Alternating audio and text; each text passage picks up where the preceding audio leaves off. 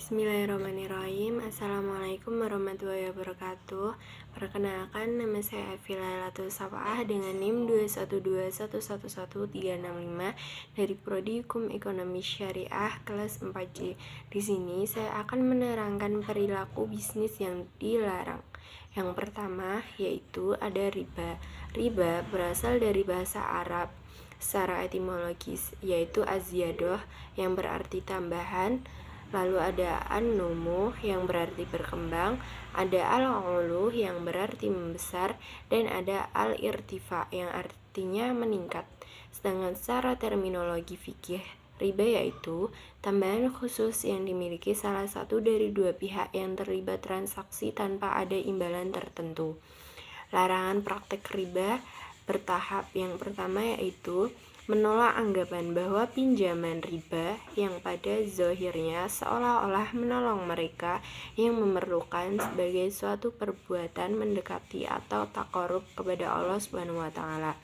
Larangan yang pertama ini terdapat dalam surat Ar-Rum ayat 39. Kemudian yaitu larangan yang kedua, riba digambarkan sebagai sesuatu yang buruk. Allah mengancam akan memberikan balasan yang keras terhadap orang Yahudi yang memakan riba.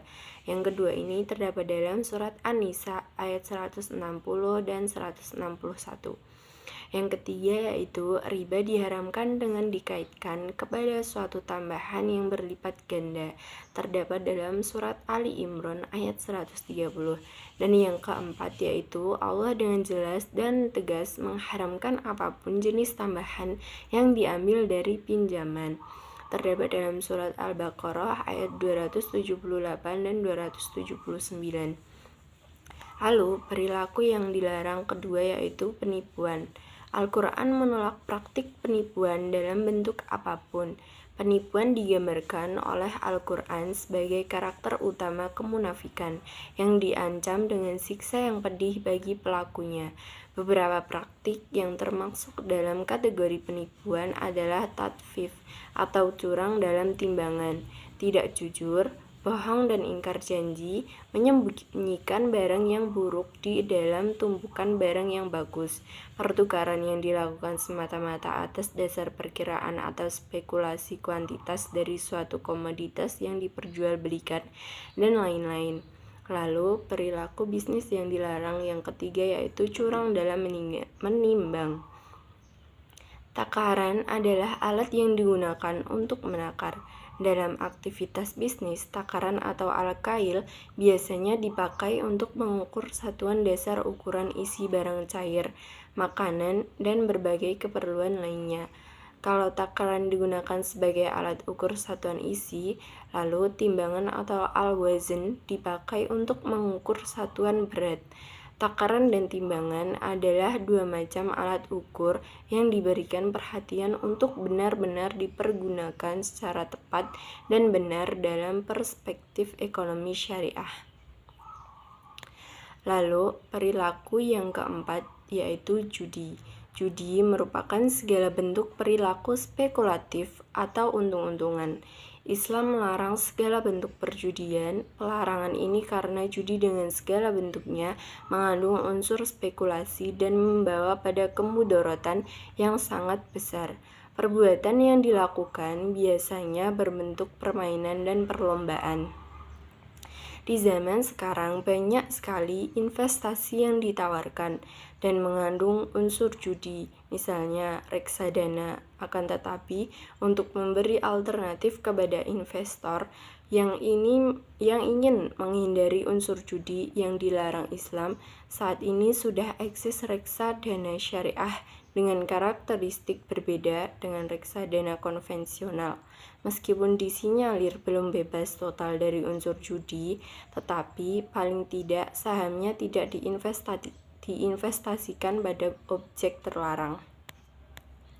Kemudian perilaku bisnis yang dilarang kelima yaitu melambungkan harga. Najasi atau melambungkan harga adalah praktik dagang di mana seseorang pura-pura menawar barang yang didagangkan dengan maksud hanya untuk menaikkan harga agar orang lain bersedia memberi membeli dengan harga itu, transaksi najasi diharamkan dalam perdagangan karena si penjual menyuruh orang lain memuji barangnya atau menawar dengan harga yang lebih tinggi. Lalu yang keenam yaitu ada tadlis.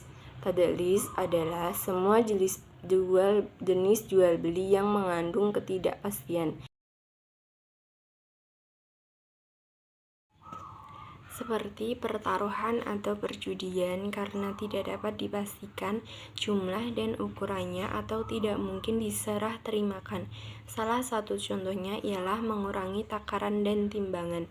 Ano tuan party dalam bahasa fikihnya disebut tadlis atau penipuan, dan dapat terjadi dalam 4 hal, yakni kuantitas, kualitas, harga, dan waktu penyerahan.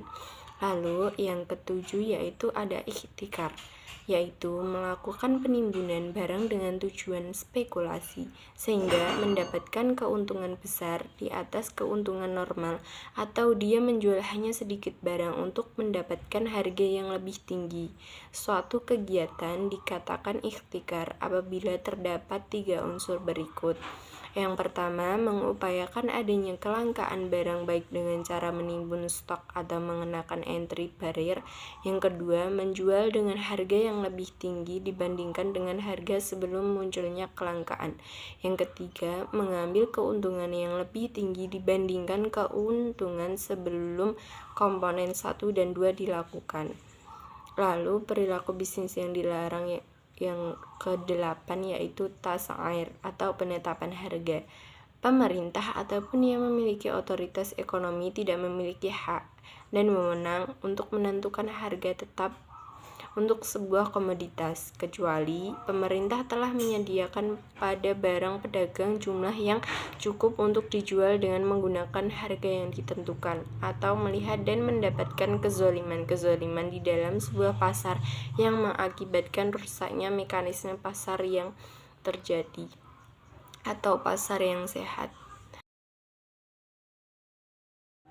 Demikian materi yang dapat saya sampaikan. Apabila ada salahnya, saya mohon maaf. Wassalamualaikum warahmatullahi wabarakatuh.